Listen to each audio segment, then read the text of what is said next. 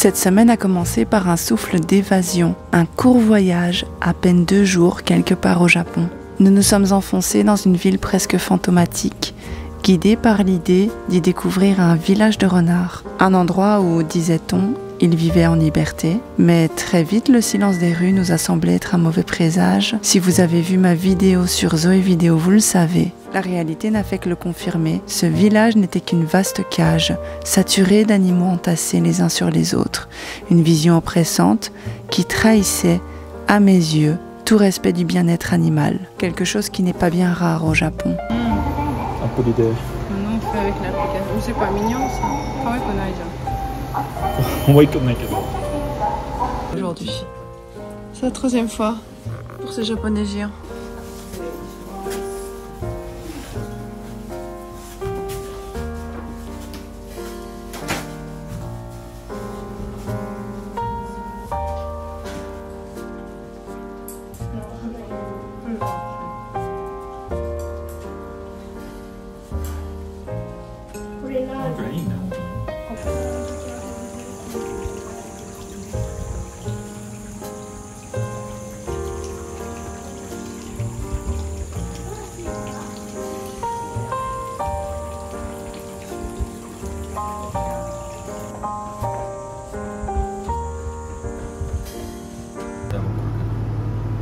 Non.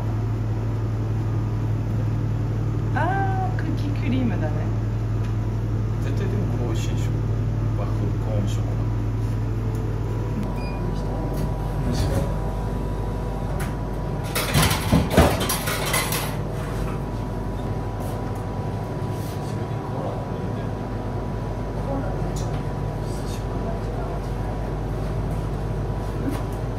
À la gare, Momo s'est laissé tenter par quelques notes de piano.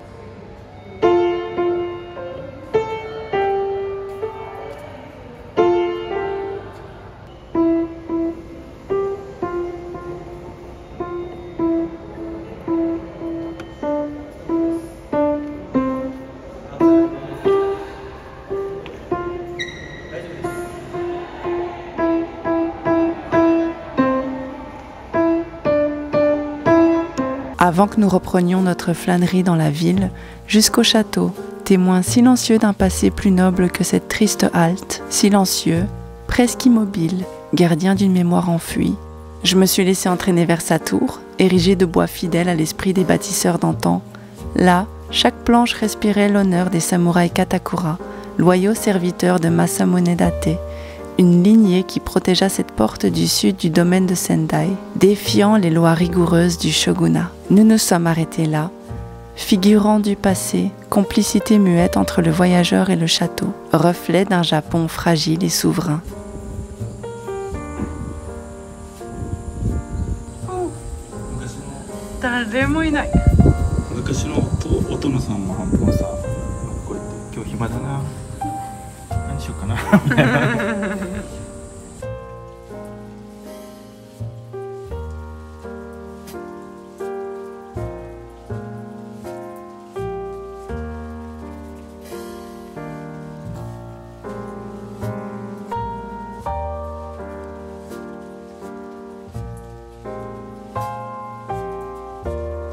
Le retour s'est fait en Shinkansen, filant comme un trait de lumière à travers le paysage.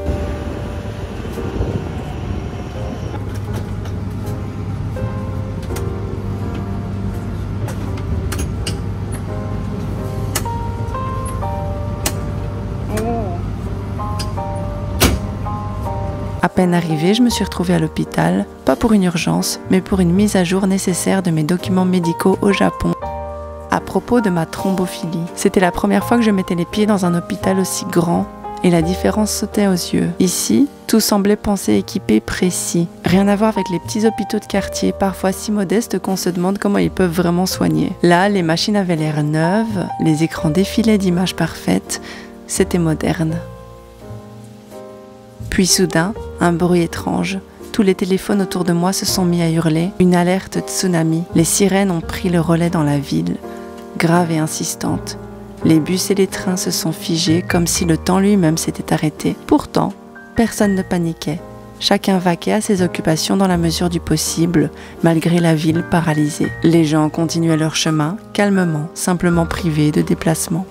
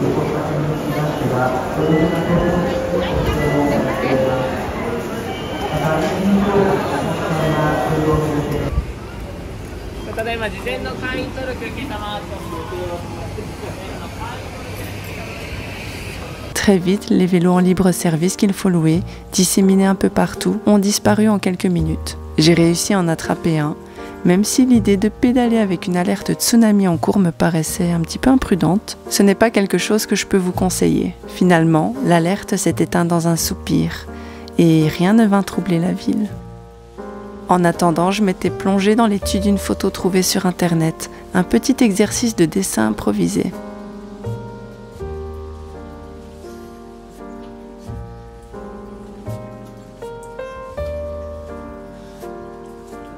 Le lendemain, je devais rejoindre Océane dans un café.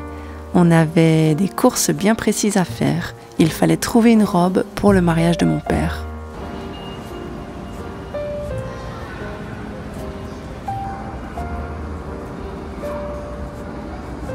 Un truc c'est qu'on se tient pas, en fait, on se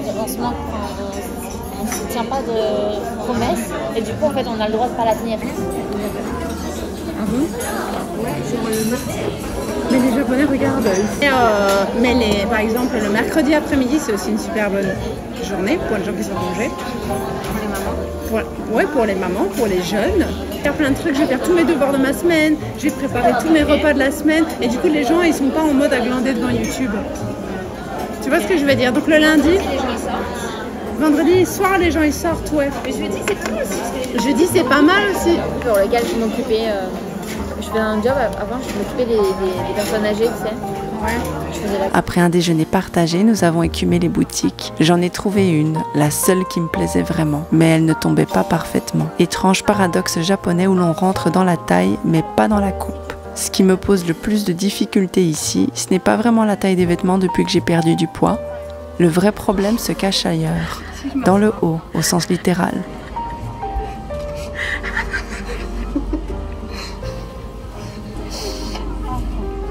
C'est dur de les ranger. Les range-les. Voilà. Alors, je les tiens. Attention, je retire ma main. C'est dur de retirer sa main en même temps. Tu vois. Voilà, je l'ai rangé. Go. Je vais me péter les yeux. Je te rembourse, tu me rembourses. Bon, au pire, si tu arrives à faire jusque cela, c'est pas mal. Elle est belle, hein. Elle est magnifique. Bah, ça te va bien. Je suis trop belle dedans. Ça te met en valeur, c'est sûr. Le dos est trop beau, fais voir le dos. Le dos est vraiment très beau. Hein. Ouais. Il y a peu de dos nus en plus au Japon. Mais là, en vrai, fermé comme ça va encore. Hein. Je dois peut-être mettre un petit... Bah, c'est mieux que tout à l'heure. Là, au moins, ils sont pas sauvages, quoi. Genre, ils vont pas s'échapper. C'est la robe. Hein.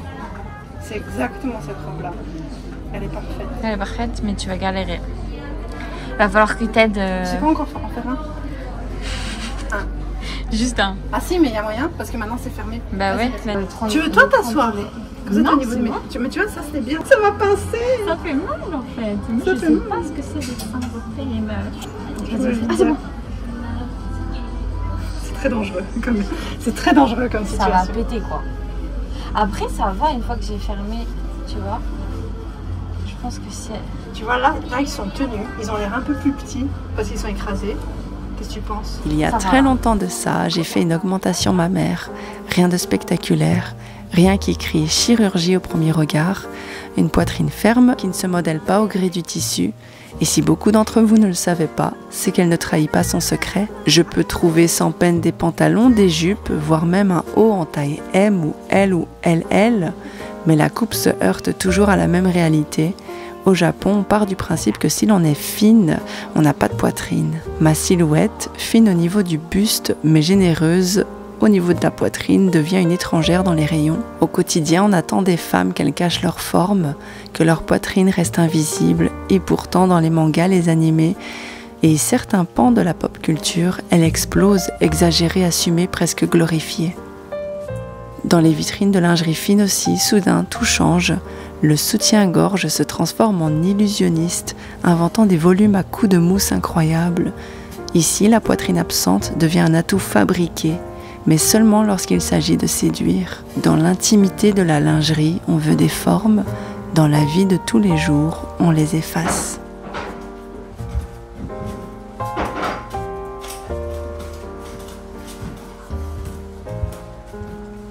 Des colis m'y attendaient, de la vaisselle délicate, des couverts brillants signés Franfran, une enseigne que j'aime de plus en plus.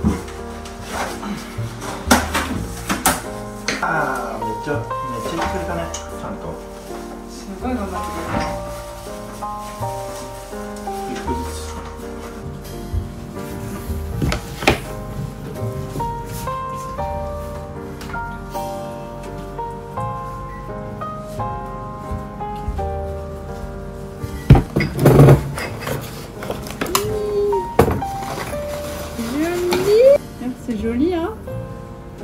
Et alors quand on boit le thé,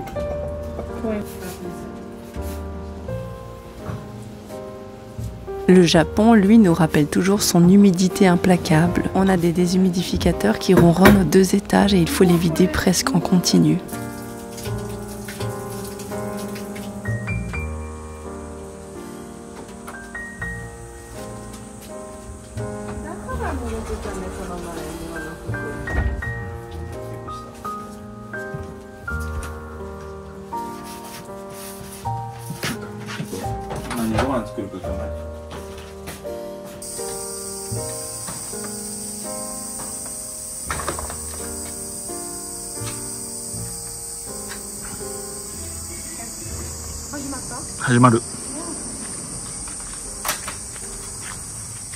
Le soir, on est sorti, porté par la musique et les rires, vers un bon odori. Les lanternes y flottaient comme des lucioles au-dessus de la foule, et la nuit avait ce parfum d'été qui fait oublier toutes les alertes de la veille. Le bon odori, c'est une fête qui célèbre l'Obon, ce moment de l'année où l'on croit que les esprits des ancêtres reviennent visiter les vivants. Les places se transforment en cercles de danse, éclairés par des lanternes rouges et blanches. On y danse en rond sur des airs anciens qui se répètent comme une comptine, les gestes précis mais doux, presque comme s'ils flottaient dans l'air chaud de la nuit. Les enfants rient et les grands-mères ajustent leur yukata. Dans un coin, quelqu'un tient un éventail en rythme avec la musique.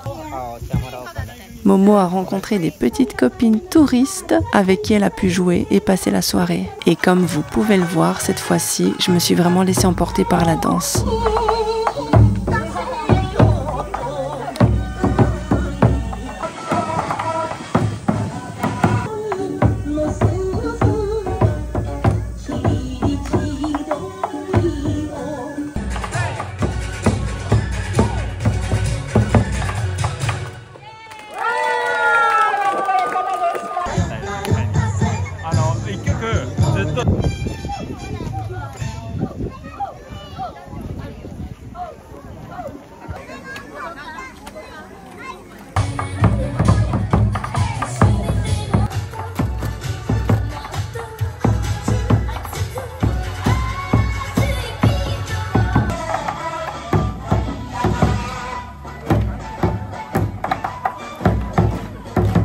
Plus tard, nous avons fait quelques courses en pensant déjà au départ imminent. Dans 2 jours, nous serons en Belgique, auprès de ma famille. En attendant, à la maison, on improvise. On achète des plats tout faits pour éviter d'avoir des déchets à sortir avant le voyage, puisqu'il y a des jours précis où il faut sortir nos poubelles et ce n'est pas très pratique.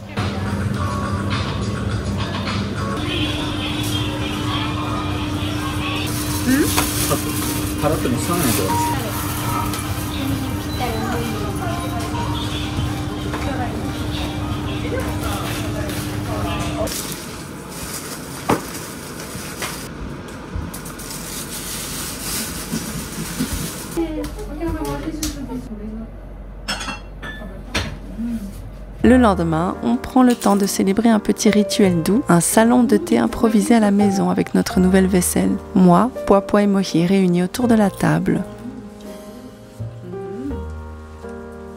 Comme une petite fête avant le départ. Voilà comment s'est déroulée ma semaine. La prochaine se vivra en Belgique. Merci d'avoir voyagé un peu avec moi. Si cette vidéo vous a plu, vous pouvez vous abonner en activant la cloche et me laisser un petit mot en commentaire. Merci du soutien.